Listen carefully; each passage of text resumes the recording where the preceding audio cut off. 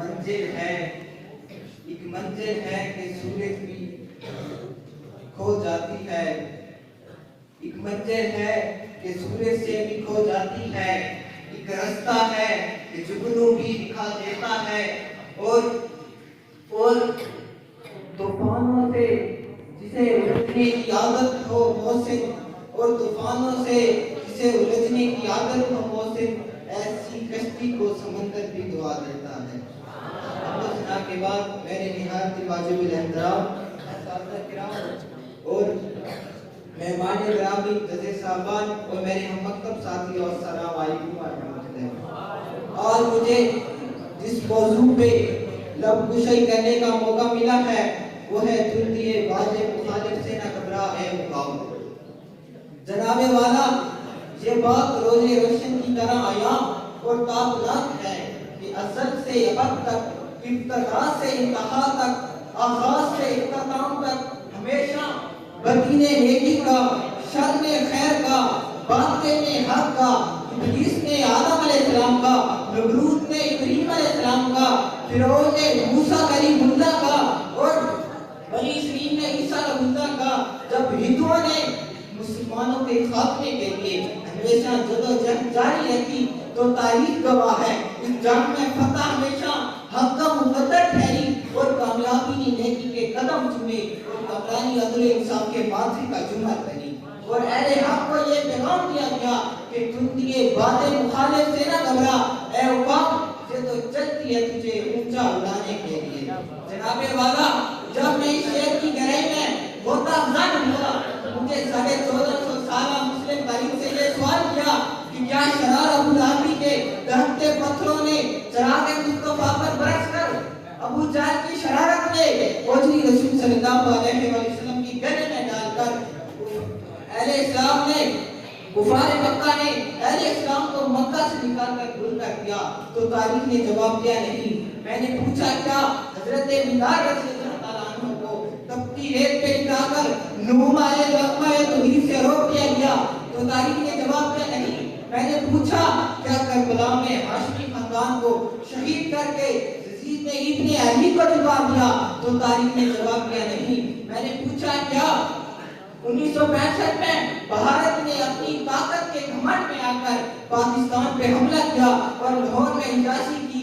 تو تاریخ نے جواب دیا نہیں۔ میں نے پوچھا کیا شیر خان لالک جان کو اہل یہود نے قربان کر کے خاموش کروا دیا؟ تو تاریخ نے جواب دیا نہیں۔ میں نے پوچھا کیا کشمیر فلسطین لبنان کو آج منڈوں نے اسلام کا خاتمہ کر دیا، درود برسا کر اسلام کا خاتمہ کر دیا؟ تو تاریخ نے جواب دیا نہیں۔ جب جواب ہر جگہ نہیں تو قسم ہے اس رب کریم کی، ہماری آن ہماری شان پرچم اسلام کبھی سرنگو نہیں ہو سکتا۔ علامہ اقبال رحمۃ اللہ علیہ کیا اپنی فرماتے ہیں، خود ہی کو کر بلند اتنا کہ ہر تدبیر سے پہلے خدا بندے سے خود پوچھے بتا تیری رضا کیا ہے۔ جناب والا، آج شمع اسلام اور پاکستان اور شمع اسلام کو بجھانے کے لیے جو باتیں مخالف چلی ہے وہ اتنی سخت اور اتنی خطرناک پہلے کبھی نہیں تھی۔ آج قوم مسلم میں ایسی فضا، ایسا سناٹا، ایسی بے حسی پہلے کبھی نہیں تھی۔ آج اگر دنیا کے نقشے پہ نظر اڑائی جائے تو آبادیوں کو روکتے ہوئے ٹینک، آگ اگلتی توپیں، تو کہیں بارود برساتے جائے، ہر طرف چیخ و پکار، آہیں زچگیاں پیدا کر لی ہیں، لیکن جناب والا موت بھی میرے حوصلوں کو مات نہ دے سکی۔ میں وہ قطرہ ہوں جو سمندر کو ڈبو دیتا ہوں۔ جناب والا، جب باتیں مخالف چلی، اتنی سخت چلی کہ تیتر بغیر کی طرح عیش و عشرت پر نازک اندام بھولتے بھی چیختے چلاتے خوف زدہ ہو کر اپنے گھونسلوں کی طرف دوڑے، لیکن میری آنکھوں نے ایک ایسا منظر دیکھا کہ ایک غیرت مند عقاب جو بے خوف ہو کر اس باتیں مخالف سے ٹکرایا اور اپنی پرواز کو اونچا کیا۔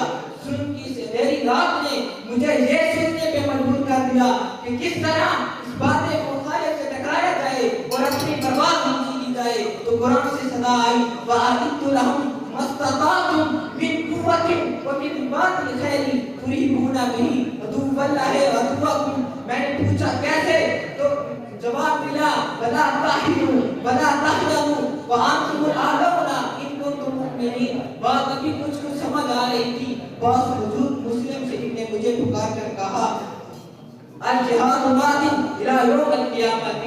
جب میں اس اسٹیٹمنٹ سے مطمئن ہوا تو مجھے پیچھے سے قدموں کی آہٹ سنائی دی۔ میں نے پیچھے مڑ کے دیکھا تو سید خادم حسین قاسمی کھڑے تھے، جنہوں نے مجھے پکار کر کہا تو سمجھتا ہے حوادث ہے ستانے کے لیے، یہ ہوا کرتے ہیں ظاہر آزمانے کے لیے، اور تجھے باد مخالف سے نہ گھبرایا ہوا، جد چلتی ہے تجھے اونچا اڑانے کے لیے، اور کامیابی کی ہوا کرتی ہے ناکامی طریق، رنج آتے ہیں تجھے راحت دلانے کے لیے۔ والسلام۔